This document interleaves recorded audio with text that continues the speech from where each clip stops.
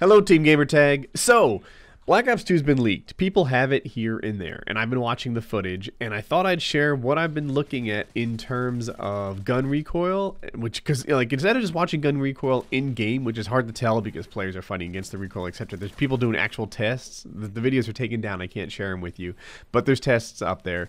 And score streaks. Because the streak values have changed throughout the development cycle.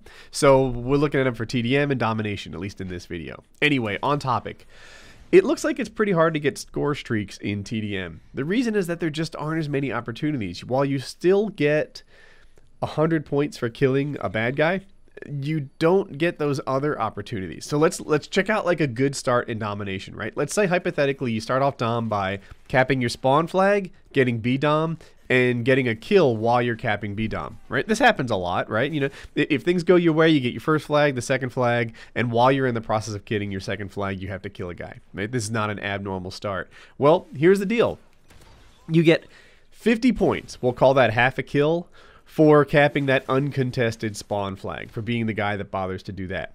Okay, you get 200 points for capping the contested flag. That's B-Dom, or hypothetically later in the game, if you were to flip like their A to B from theirs to yours, that'd also be 200 points. So anyway, 50 points for that uncontested flag cap at the start, 200 points for getting B-Dom, 225 points for killing a guy while in the act of capping a domination flag, 225. So that is just a quarter kill away from 5. We'll call it 5 kills.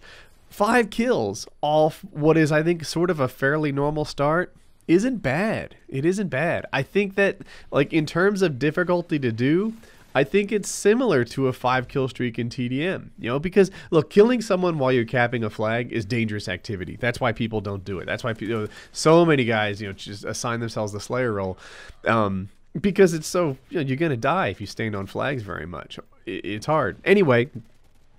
So score streaks look like they're easier to earn in objective-based modes just because there's so many opportunities to get score streak multipliers. The other thing I haven't talked about is defends and offense, right? That we've seen in Modern Warfare 3. As it is now, I think you get like a couple extra points towards XP or something if you kill a guy while you're near the flag or they're near the flag. Well, in Black Ops 2, it's worth a kill and a quarter. So if the guy is anywhere near a flag, if he's what I call a significant kill, then you get a kill and a quarter for him. He doesn't necessarily, you don't have to be right on the cap point. Based on looking at the footage, I could be wrong on this, but it looks as if you don't have to be right on top of where the flag is, you know, capped. There's like a wider radius for it. But if you're near that area, if you're in one of these contested spots, then you can get a kill and a quarter. Which, by the way, I've got an idea. I want to test it as soon as the game comes out, but we'll do that later. So, because I don't want to give all my other YouTube commentators video ideas, but I have an idea on how to maximize that. So, yeah. In Black Ops 2, it looks like in objective-based game modes, there's going to be a lot more points thrown around the game. You know, kill confirm, for example, picking up and denying dog tags also gets you points towards your score streak, your kill streak. So, you know, it seems like kill confirm just has a lot more points out on the field than TDM does. TDM is going to be sort of the most stingy model for calling in air support and stuff like that. The other thing I want to talk about is recoil. Every gun, except the SCAR, seems like an ACR. In Black Ops 2, man, if you look at this, every single gun is what they call a nail driver, right? Like every bullet goes in the same darn hole.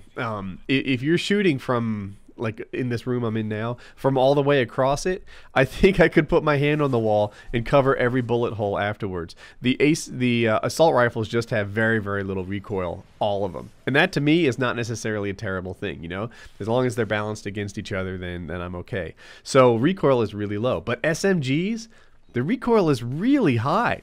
It seemed like in most of them it walked up the wall, which by the way is what they do in real life. I don't know if you've ever shot a fully auto machine gun, but Assault rifles in full auto mode, I can't control them for squat. You know, I'd be lucky to put all my shots in on a barrel, you know, from from 15 feet.